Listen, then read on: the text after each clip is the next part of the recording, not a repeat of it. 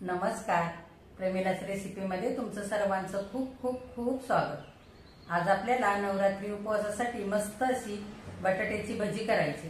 तर ही भजी खूप छान लागतात, खायला मस्त कुरकुरीत होतात आणि खूप कमी वेळामध्ये होतात आणि साहित्य सुद्धा खूप कमी लागतं. तर तुम्हाला जेव्हा ही भजी खायची आहे तेव्हा तुम्ही 15 ते 20 मिनिटं आधी ही भजी करू शकता आणि लगेचच खाऊ शकता.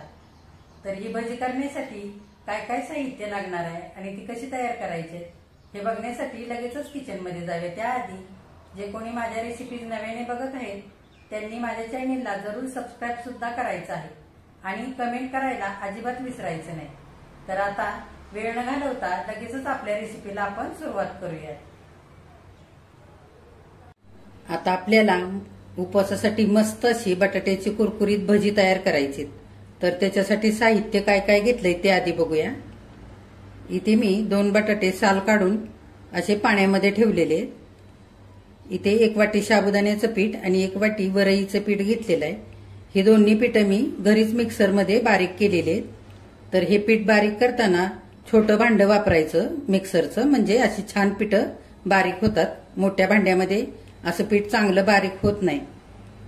इथे अर्धी वाटी कोथिंबीर स्वच्छ धुवून बारीक चिरून घेतलेले. इथे 5-6 मिरच्या स्वच्छ धुवून पुसून मध्ये कट करून घेतलेले. ह्या मिरच्या मध्ये कट करायच्या म्हणजे तळताना तेलामध्ये अंगावरती उडत नाहीत. इथे 1 चमचा भरून लिंबाचा रस घेतलेला आहे. इथे 3 मिरच्या, अर्धा इंच आलं आणि पाव चमचा जिरे असं मी वाटून घेतलेलं आहे. इथे अर्धा चमचा मिरी पावडर घेतले आणि चवीनुसार मीठ घेतलेलं आहे.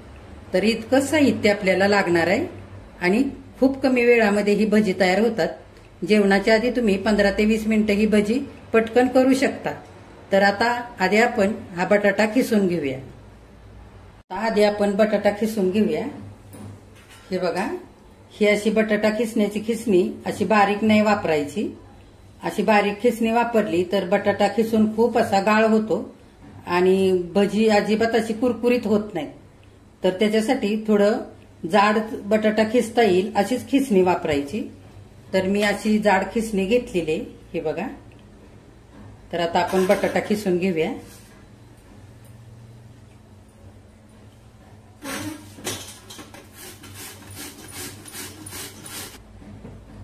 हे बघा, असं जाडसर असा खिस झालेला आहे. असा जाडसर खिस असला की बटाट्याची भजी छान अशी कुरकुरीत होतात. आता सगळा बटाटा आपण खिसून घेऊया. हे बघा, दोनही बटाटे आता खिसून झालेले. मस्त असं जाडसर खिस झालेला आहे. हे बघा. आता हा खिस आपण चांगला 2 पाण्याने आधी धुवून काढूया. हे बघा, आता हा खिसलेला बटाटा 2 पाण्याने स्वच्छ धुवून घेतलेला आहे आणि पाण्यामध्ये ठेवलाय. आता आपण हा बटाटा खिसलेला हाताने चांगला पिळून काढूया. थोडा थोडा घेऊन चांगला असा पिळून घ्यायचा. सगळं पाणी काढायचं. हे बघा. हे बघा, सगळा बटाटा मी चांगला हाताने असा पिळून अगदी सुटसुटीत करून घेतलेला आहे. हे बघा, आपल्याला बिना पाणी घालताच हे पीठ सगळं भिजवून घ्यायचंय. आता आपण हा मिरचीचा ठेचा केलेला घालूया. तुमच्या आवडीप्रमाणे तुम्ही तिखट वापरू शकता किंवा उपवासाचं लाल तिखट सुद्धा ह्याच्यामध्ये तुम्ही घालू शकता. जर तुम्ही जिरे, कोथिंबीर, आलं खात नसाल तर ते नाही वापरलं तरी चालेल, किंवा काळी मिरी नसाल खात उपवासाला तर नाही वापरले ना तरी चालेल. ही काळी मिरीची पावडर ती पण घालूया. कोथिंबीर घालूया.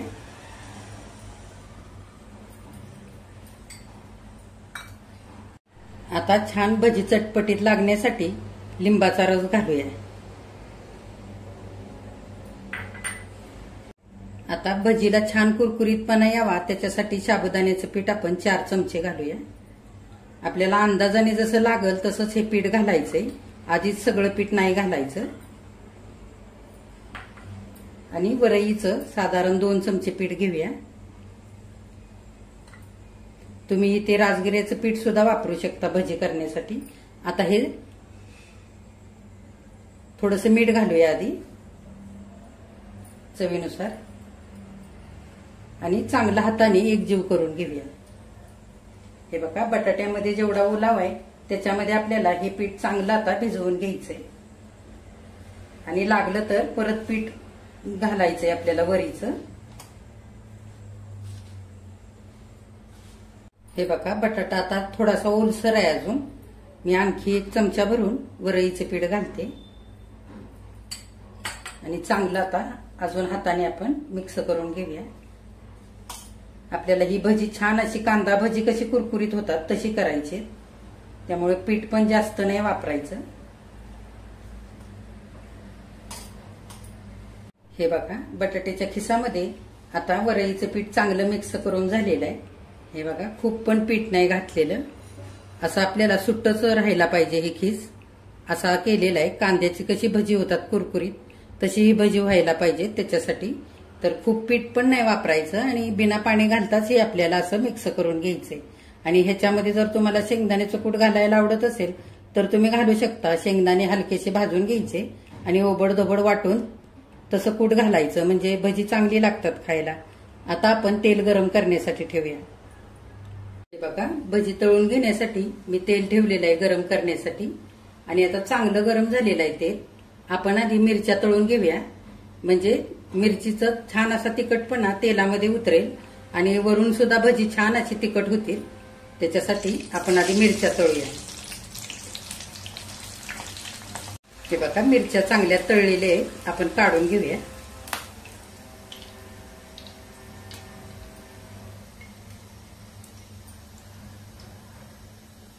आणि आता भजी करूया. आता आपण भजी करूया. हे बघा, भजीचं आता हे पीठ भिजवलेलं असं दाबून नाही घ्यायचं खूप. हे बघा, हलक्या हाताने असं करून घ्यायचं आणि असं घालायचं.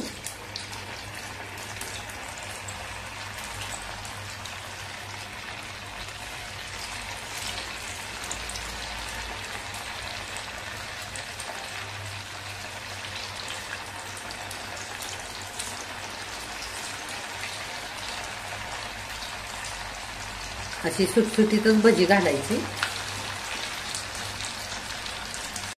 हे बघा, खालच्या साईडने चांगली होऊ द्यायची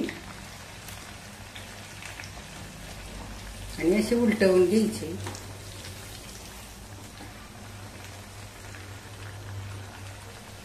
छान गोल्डन कलर वरती भजी तळून घ्यायची, चांगली कुरकुरीत होईपर्यंत. हे बघा, छान 1 मिनिटभर तळून घेतलेली आहेत भजी. मस्त रंग आलेला आहे. आपण काढून घेऊया.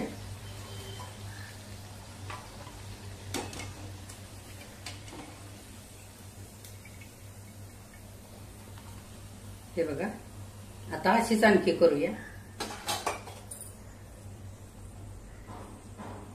हे पीठ भजीचं जास्त वेळ ठेवायचं नाही, नाहीतर मग बटाट्याला पाणी सुटतं आणि पीठ ओलसर होतं.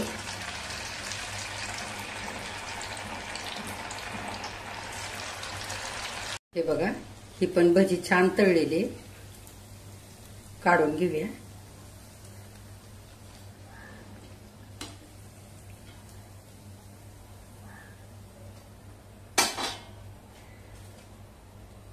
हे बघा, किती छान झालीत. आता बाकीची उरलेली अशीच तळून घेऊया आणि अशी छोटी छोटीच भजी करायची, म्हणजे आतपर्यंत छान तळली जातात आणि मस्त कुरकुरीत होतात. हे बघा, उपवासाची आता बटाट्याची भजी आपली सगळी तळून झालेली आहेत. किती मस्त झालीत बघा. वरून छान कुरकुरीत झालेली. मी एक दाखवते तुम्हाला. हे बघा,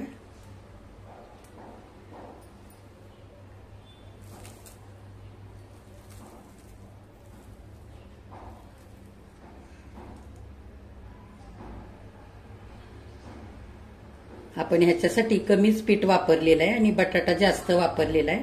मस्त आहे बघा, बटाट्याचा खीस सुद्धा किसलेला आतून छान असं दिसतोय. आता आपण ही बटाट्याची भजी एका डिश मध्ये काढूया. हे बघा, नवरात्रीच्या उपवासासाठी मस्त अशी बटाट्याच्या खिसाची कुरकुरीत भजी खाण्यासाठी तयार झालेली आहेत. किती मस्त झालीत बघा. आणि सोबतच इकडे मिरची पण तळलेली आहे आणि मी ही चटपटीत चटणी उपवासाची आधीच केलेली आहे. ह्याच्यामध्ये ओलं खोबरं, थोडे शेंगदाणे मिरची, आलं, जिरी आणि दही, लिंबाचा रस, साखर थोडीशी आणि चवीपुरतं मीठ घालून छान वाटून घेऊन ह्याला जिऱ्याची फोडणी केलेली अशी ही चटणी सुद्धा तुम्ही ह्या भजींसोबत खाऊ शकता. दह्यासोबत भजी खाऊ शकता किंवा मिरची सोबत पण खाऊ शकता किंवा नुसती सुद्धा ही भजी खायला खूप छान लागतात आणि खूप कमी वेळामध्ये आणि कमी साहित्यामध्ये ही भजी तयार होतात. तर ह्या पद्धतीने नवरात्रीच्या उपवासाला अशी भजी तुम्ही पण तयार करा. माझ्या चॅनेलला लाईक, शेअर आणि सबस्क्राईब सुद्धा जरूर करा आणि कमेंट करायला अजिबात विसरू नका. ही उपवासाची भजी तुम्ही मस्त अशी चटणी सोबत सुद्धा खाऊ शकता. बघा.